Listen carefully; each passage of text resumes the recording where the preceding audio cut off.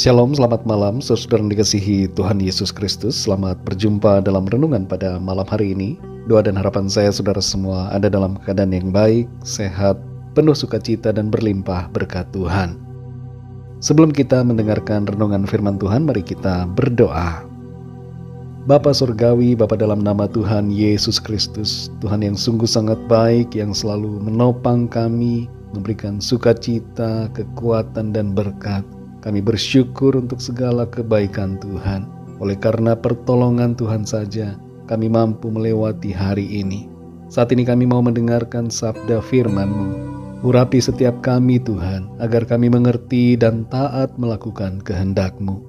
Dalam nama Tuhan Yesus kami berdoa. Haleluya. Amin.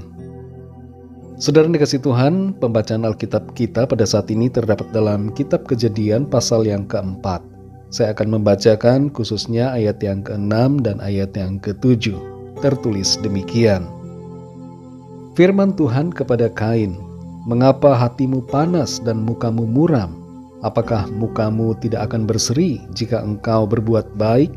Tetapi jika engkau tidak berbuat baik, dosa sudah mengintip di depan pintu. Ia sangat menggoda engkau, tetapi engkau harus berkuasa atasnya." Saudara yang dikasihi Tuhan, di dunia ini ada orang-orang yang mengubah kegagalan menjadi kesuksesan.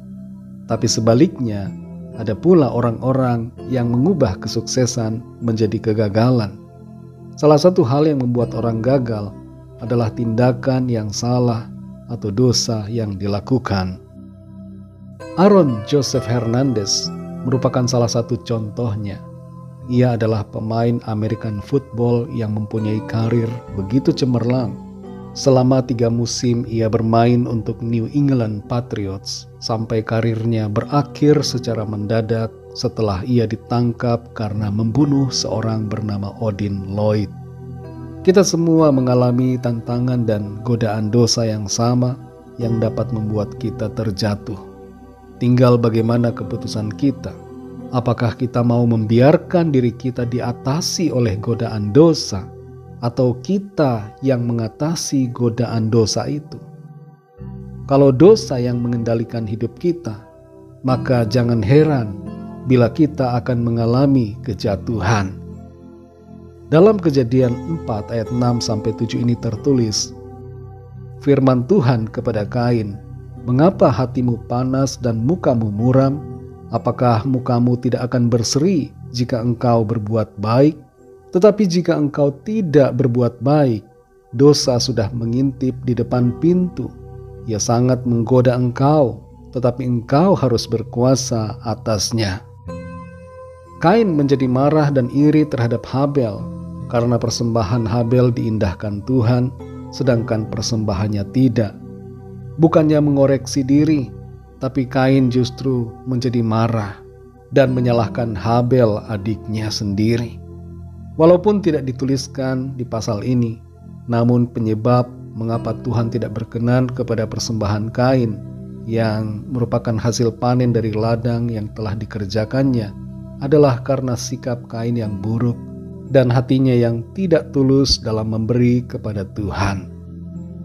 Tuhan sudah memperingatkan Kain bahwa dosa sudah mengintai di depan pintu dan Kain harus menguasainya. Dari sini saudara kita perlu menyadari bahwa jika dosa kita biarkan menguasai, maka tragedi akan segera terjadi. Sebaliknya kalau dosa kita kuasai dan atasi, yang terjadi adalah keberkatan dan damai sejahtera. Sayangnya Kain tidak mengatasinya, sehingga ia akhirnya membunuh adiknya sendiri. Kematian dan pembunuhan manusia pertama di dunia tercatat di pasal ini. Betapa kebencian dan amarah, iri hati dan dengki dapat membawa kepada sebuah tindakan yang mengerikan dan yang membawa penyesalan. Saudara yang dikasihi Tuhan, apapun godaan dan tantangan dosa yang kita hadapi, ketahuilah bahwa kita adalah pemenang-pemenang oleh karena Tuhan Yesus yang telah menang dan yang mengasihi kita. Tuhan sudah memberikan kita kuasa atas dosa, dan Tuhan mengingatkan kita selalu dengan firman-Nya, serta menuntun kita dengan Roh Kudus-Nya. Yang perlu kita lakukan hanyalah mengenali setiap godaan dosa dan tidak membiarkannya menguasai hati dan pikiran kita. Tapi kita bertindak sesuai dengan firman Tuhan untuk berjuang melawan godaan dosa dan iblis, sehingga kita menang dalam anugerah Tuhan. Kalau ada di antara kita yang telah berbuat dosa, mari jangan biarkan terus diri kita terjebak di dalamnya. Akuilah dosa kita dan mintalah pengampunan Tuhan, serta hiduplah dalam kehendak firman-Nya. Saudara yang terkasih, dosa apa yang sedang mengintip saudara saat ini? Mari jangan biarkan dosa itu menguasai diri kita. Kita harus berkuasa atas setiap godaan dosa yang hendak menjatuhkan. Mintalah pertolongan Tuhan dan berdoalah melawan setiap tawaran dan keinginan dosa. Kasih karunia Tuhan akan memampukan kita menjadi pemenang-pemenang. Mari kita berdoa.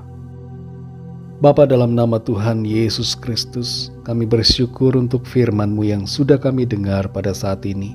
Kami belajar dan kami mengerti bahwa kami harus menguasai dosa.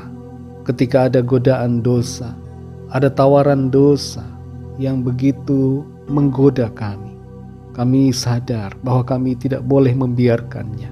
Kami mau melawannya dengan kuasa firman-Mu.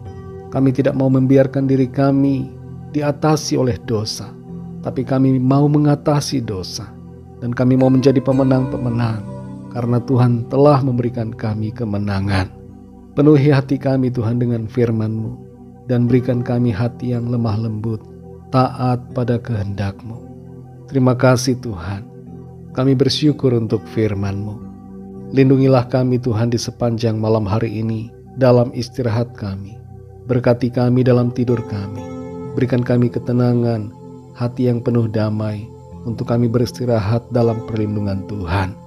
Kami berdoa mohon lawatan Tuhan, yang sakit Tuhan sembuhkan, yang lemah mengalami kekuatan baru, yang susah mendapatkan penghiburan dari Tuhan, yang terikat terbelenggu dosa dan kuasa kegelapan, mengalami kelepasan dan kemenangan dalam nama Tuhan Yesus, dan yang sedang dalam persoalan masalah, mendapatkan jalan keluar yang ajaib. Terima kasih Tuhan, ampunilah kami akan dosa dan kesalahan kami, seperti kami juga mengampuni orang yang bersalah kepada kami. Segala kerinduan dan harapan kami mau serahkan kepadamu. Kami percaya Tuhan menolong dan menuntun kami masuk dalam rencana-Mu yang baik dan indah. Dalam nama-Mu yang kudus, nama Tuhan Yesus Kristus, kami sudah berdoa dan mengucap syukur. Haleluya. Terimalah berkat Tuhan. Tuhan memberkati engkau dan melindungi engkau. Tuhan menyinari engkau dengan wajah-Nya dan memberikan kasih karunia. Tuhan menghadapkan wajah-Nya kepadamu dan memberikan damai sejahtera. Berkat anugerah dari Bapa Surgawi, cinta kasih karunia dari Tuhan Yesus Kristus, dalam persekutuan dan penghiburan Roh Kudus, menyertai kita semua sekarang ini dan sampai selama-lamanya. Dalam berkat nama Tuhan Yesus Kristus. Haleluya. Amin. Puji Tuhan, saudara yang dikasihi Tuhan, saya percaya firman Tuhan menjadi berkat dan kekuatan buat saudara semua, dan Roh Kudus akan menolong saudara untuk lebih lagi memahami kebenaran firman Tuhan. Tuhan Yesus memberkati saudara semua. Sampai jumpa dalam renungan yang berikutnya.